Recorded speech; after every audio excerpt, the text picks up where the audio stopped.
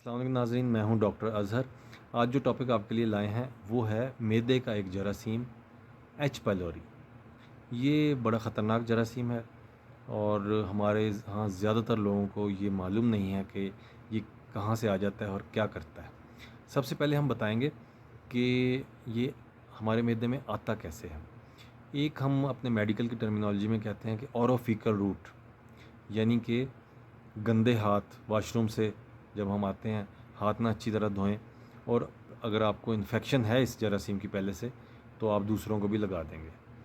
फिर ये है कि हमारे जो लोग खेतों में काम करते हैं, सब्जियां और फल वगैरह उगाते हैं, अगर वो रफ़ा हाजत के बाद हाथ नहीं धोते और वही उन्हीं हाथों से अपने फल और सब्जियां तोड़ते हैं और पैकिंग करके भेज देते हैं, और आगे से हम लोग भी ख़रीदने के बाद सब्जियों और फलों को अच्छी तरह ना धोएं, तो ये भी हमारे अंदर शिफ्ट हो जाएगा खाना खाने के बाद।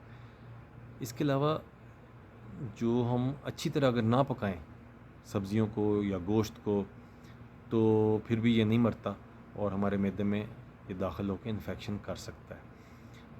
अब देखें, जो हम दूध लेते हैं बाज़ार से, वो जो हमारे ग्वाले हजरात हैं वो भी अक्सर लोग तो हाथ नहीं धोते, उसी तरह वो दूध निकाल के उसमें पानी भी डाल लेते हैं और वो उसी तरह हम बाज़ार से लाते हैं और पीना शुरू कर देते हैं।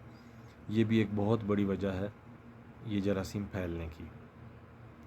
फिर अगर आगे चलें तो हमारी गलियों में अक्सर गटर वगैरह, उन पे ढक्कन नहीं होता या गटर उबल रहे होते हैं, तो हमारे बच्चे वहीं खेलते हैं और उसी तरह घर में आ जाते हैं वो गंदे हाथों के साथ, तो ना सिर्फ ख़ुद इन्फेक्शन होती है उनको, बाकी घर वालों को भी कर देते हैं।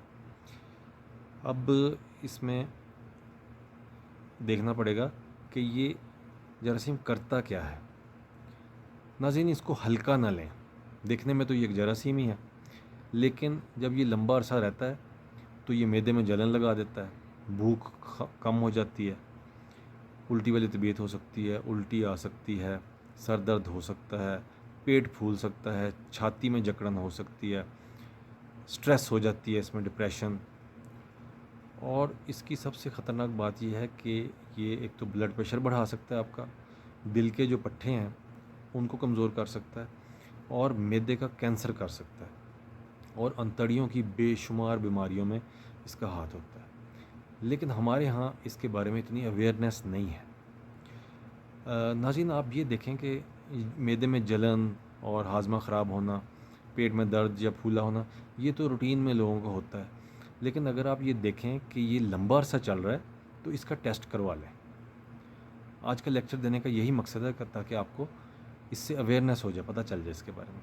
अब इसके टेस्ट तो बहुत सारे हैं, लेकिन दो टेस्ट जो मशहूर हैं, एक ये सांस से होता है, सांस लेबॉर्ट्री में जाएंगे तो वो सांस से कर लेंगे, या पखाने में एक एच पाइलोरी एंटीजन चेक करना होता है, उससे इसका टेस्ट किया जाता है।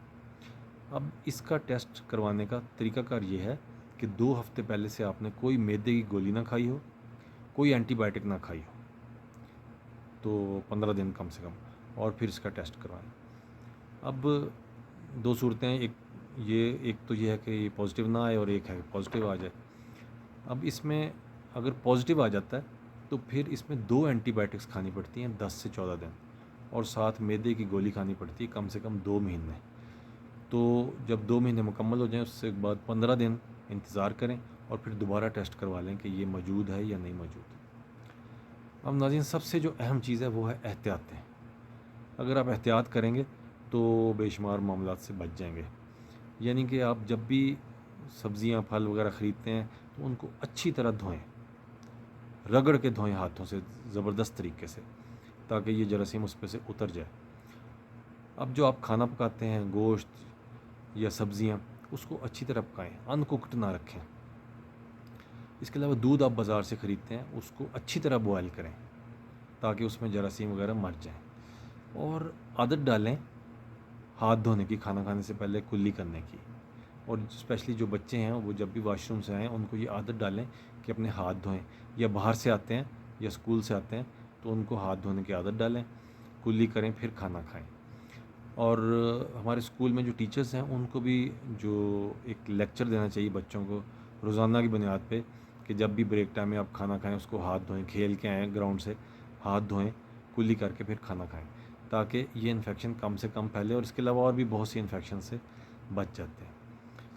नाज़रीन, उम्मीद है आपको लेक्चर मेरा पसंद आ गया होगा, और प्लीज़ सब्सक्राइब भी करें मेरे चैनल को, लाइक भी करें, और अगले लेक्चर तक का इंतज़ार करें। इंशाल्लाह मिलते हैं। अल्लाह हाफ़िज़।